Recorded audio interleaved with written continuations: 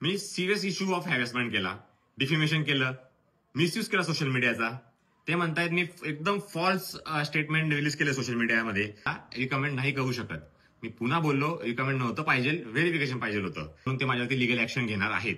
तुमची अशी इच्छा असेल की आम्ही गळ्यात मडका आणि पाठीला झाडू बांधून फिरायचा, तर मॅडम तसं होणार नाही. प्रेम बिराडे मॉडर्न कॉलेज आंतरराष्ट्रीय जातीवाद. होय, प्रेम बिराडेवर मॉडर्न कॉलेजने मारली पलटी. प्रेम बिराडेवर मॉडर्न कॉलेजने केला आरोप. त्याचं वर्तन असमाधानकारक. निवेदिता गजानन एकबोटे मॉडर्न कॉलेजच्या प्राचार्या यांनी प्रेम बिराडेवरच लावला आरोप. कॉलेजची आणि प्राचार्याची प्रतिमा मलिन करण्यासाठी रचलेला डाव असा आरोप लावण्यात आला. यावर प्रेम बिराडे यांनी निवेदिता गजानन एकबोटे तसेच गजानन एकबोटे यांना रोखठोक आणि पुराव्यानिशी प्रत्युत्तर दिले. पुन्हा प्रेम बिराडेला अडकवण्याचा षड्यंत्र मॉडर्न कॉलेज कडून करण्यात येत आहे. पुरावे दाखवत निवेदिता गजानन एकबोटेचा डाव प्रेम बिराडेने हाणून पाडला. प्रेमवरच गजानन एकबोटेंनी लावलेला आरोप वर्तन चांगलं नाही म्हणून आम्ही रिकमेंड करू शकत नाही असा आरोप प्रेम बिराडेवर लावण्यात आला. त्यावर प्रेम बिराडेने स्पष्ट सांगितलं की मी रिकमेंडेशन मागितलं नाही, व्हेरिफिकेशन करायचं होतं. मॉडर्न कॉलेजच्या प्राचार्या प्राध्यापिका निवेदिता एकबोटे यांनी मी बाबासाहेब आंबेडकरांना मानते, तुझी वागणूक चांगली नाही असा आरोप त्यांनी प्रेम बिराडेवर केला. मॉडर्न कॉलेजने प्रेमला पुन्हा अडचणीत आणला. व्हेरिफिकेशन लेटर जे पाठवायचं नव्हतं ते लंडनच्या कंपनीला त्यांनी पाठवलं. यावर प्रेम पुन्हा भडकला. पाहूया प्रेम काय म्हणतोय. पुन्हा गळ्यात मडकं पाठीला झाडू बांधायची इच्छा तुमची मी पूर्ण होऊ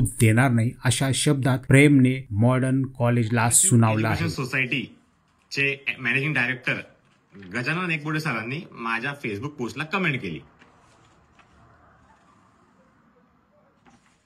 काय होती? Student never attend college, he said he will not come to college. मी त्यांना रिप्लाय केला, त्यांनी मला रिप्लाय बॅक नाही दिला. ठीक आहे. त्यांच्याच daughter modern college of arts and commerce principal Nivedita Ekbote त्यांनी माझ्या अपोज मध्ये एक प्रेस नोट रिलीज केली, 2 पानांची रिलीज केली. त्याच्यामध्ये ते काय म्हणतायत, ते असं म्हणतायत की मी सिरियस इश्यू ऑफ हॅरेसमेंट केला, डिफेमेशन केलं, मिसयूज केला सोशल मीडियाचा. ते म्हणतायत मी एकदम फॉल्स स्टेटमेंट रिलीज केले सोशल मीडियामध्ये. त्याच्यानंतर ते म्हणतायत की मी इनडिसिप्लिन माझा बिहेवियर होता, इनडिसिप्लिन माझा बिहेवियर होता. त्यांचं म्हणणं आहे त्या बिहेवियरमुळे ते मला रिकमेंड नाही करू शकत.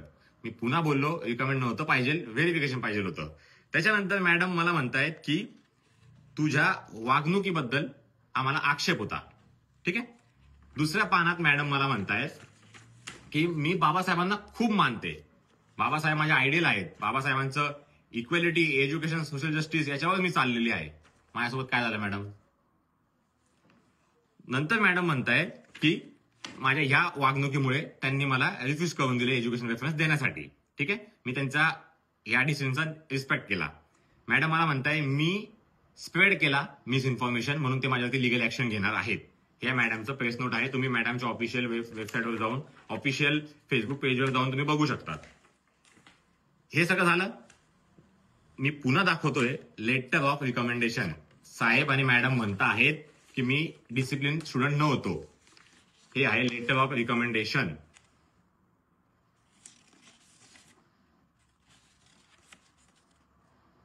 याच्यामध्ये काय म्हणतायत madam? Decent grades based on his grades, attendance, class participation, I am satisfied with academic performance. आणि साहेब म्हणतायत मी कॉलेजला यायचोच नाही. Harsh of इनडिसिप्लिनरी. मॅडम अजून म्हणते always willing to help his friend. तुम्ही बघू शकतात. त्याच्यानंतर अजून एक सर म्हणतायत की I have also notice him strong during his course, his active participation. Active participation म्हणजे सर मी कॉलेजला डेली यायचो आणि प्रत्येक याच्यामध्ये भाग घ्यायचो. आणि तुम्ही म्हणताय मी यायचो नाही. मॅडम म्हणते की माझा एकदम डिसिप्लिन एकदम वेगळा होता म्हणून तुम्ही मला रिफ्यूज करतायत. सर अजून म्हणताय की ते सर खूप खुश होत आहेत की मी एकदम आउटस्टँडिंग स्टुडंट आहे. आणि सर म्हणताय I am glad help you with further question about this recommend. आता ह्या सगळ्या गोष्टी झाल्या. त्याच्यानंतर मुद्द्यावर येतो. कॉलेजने मला व्हेरिफिकेशन लेटर पाठवलं माझ्या कंपनीला, जे की पाठवायची काही गरज नव्हती, तरी पुन्हा पाठवलं. कारण की कॉलेजच मला बोलली होती की आम्ही तुला रिकमेंड नाही करू शकत. बरोबर. लॉली दास माझ्या एचओडीने मला इन्फॉर्म केलंय आणि लॉली दास म्हणत होते की I am not authorise person to sign on your letter. मग तुम्ही ऑथोराइज पर्सन नाही आहे. तुम्ही सर्व गोष्टी मी मान्य केल्या होत्या. मला माझ्या कंपनीने शिफ्ट दिली नव्हती. मी तेच सांगतोय, मी कोणत्याही कंपनीचं नाव घेतलं नाही. तुम्ही कॉलेजने काय केलं, माझ्या कंपनीला व्हेरिफिकेशन पाठवलं, सोबत खूप काही सांगितलं की हा व्हिडिओ काढतोय आयडी कार्ड दाखवून, असं तसं. मी विनंती करतो, तुमची अशी इच्छा असेल की आम्ही गळ्यात मडका आणि पाठीला झाडू बांधून फिरायचा, तर मॅडम तसं होणार नाही. कॉज तुम्हीच सांगतात इक्वॅलिटी, जस्टिस. मॅडम, आणि एक गोष्ट मी अजून दाखवतोय की फार रिस्कवर दाखवतोय, मी खूप रिस्क घेऊन दाखवतोय. हे आहे ऑफिशियल रेफरन्स, कॉलेजने जे काल पाठवलं. याच्यामध्ये काय मेन्शन केलेलं आहे, 17 ऑक्टोबरला कॉलेजने पाठवलं. काय मेन्शन केलेलं आहे की मी प्रेमवर्धन त्यांच्या रिस्पेक्टिव्ह इयरला विद्यार्थी होतो आणि ते असं म्हणतायत की the relative information as asked for the police department.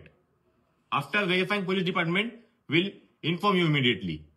याच्यामध्ये पोलिसांचा काही संबंध नाही मित्रांनो. मी हे फार रिस्क घेऊन सांगतोय. उद्या उठून कंपनीने माझ्यावरती काय, त्याचे पुरेपूर जबाबदार राहील modern college of arts science commerce, Nivedita Ekbote, Sardesai madam आणि लॉलीदास मॅडम.